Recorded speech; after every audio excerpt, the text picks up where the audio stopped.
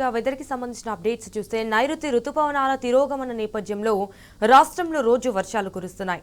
అటు వాయువ్య బంగాళాఖాతంలో అల్పపీడనం కొనసాగుతోంది.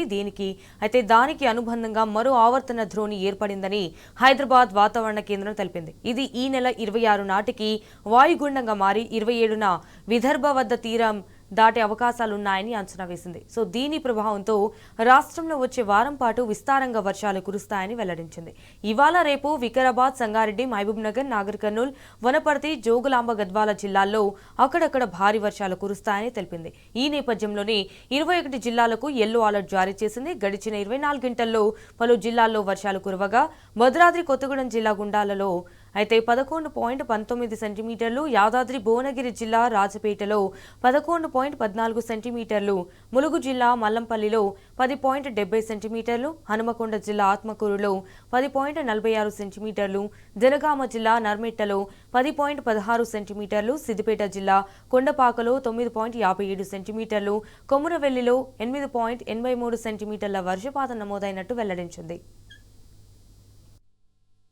తెలంగాణ రాష్ట్రంలో కనుక చూసుకున్నట్లయితే పగటిపూట వేడి వాతావరణం, అలాగే సాయంత్రం అయ్యేసరికి మనకి ముఖ్యంగా నగరంలో కనుక చూసుకున్నట్లయితే సాయంత్రం అయ్యేసరికి నల్లటి మబ్బులతో కూడినటువంటి వాతావరణం అనేది తరచుగా చూస్తూ ఉన్నాం. ముఖ్యంగా చూసుకున్నట్లయితే నగరంలో ఎక్కడ చూసినప్పటికీ కూడా ఈ అద్దాలతో కూడినటువంటి కట్టడాలు అధికంగా పెరగడం, అలాగే చూసుకున్నట్లయితే కాంక్రీట్ ప్లాట్ఫామ్స్ కానీ అలాగే తారుతో ఉపయోగించేటువంటి రోడ్లు కూడా అధిక మొత్తంలో నిర్మించడం వల్ల ఈ నిర్మాణాల వల్ల కూడా మనకి అధిక మొత్తంలో ఉష్ణ తీవ్రత అనేది ఏర్పడడం అనేది జరుగుతూ ఉంటుంది.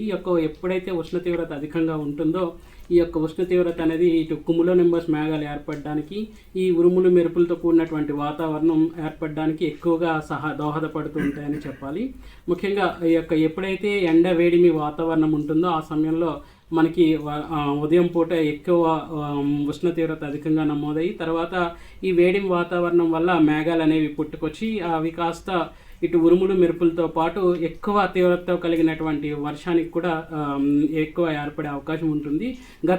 గత చూసుకున్నట్లయితే గత ఆదివారం నుంచి ఇప్పటి వరకు కూడా చూసుకున్నట్లయితే సిటీలో ఈ సంవత్సరం మనకి ఎక్కువ మోతాదులో వర్ష తీవ్రత కూడా అధికంగా వచ్చిందనే చెప్పాలి. ముఖ్యంగా హిమాయత్ నగర్లో కూడా మనకి సుమారు 15 సెంటీమీటర్ల వరకు కూడా వర్షపాతం అనేది వచ్చింది.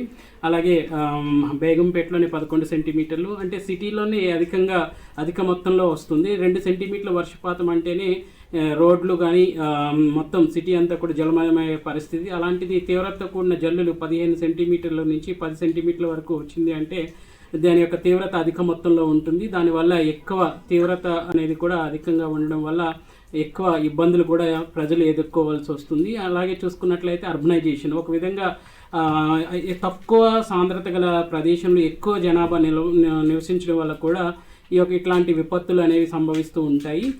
రానున్న ఈరోజు రేపు అలాగే 25, 26 కూడా భారీ వర్షాలు ఉండే నేపథ్యంలో ప్రజలు అప్రమత్తంగా ఉండాలని సూచించడం అయితే జరుగుతుంది. Thank you.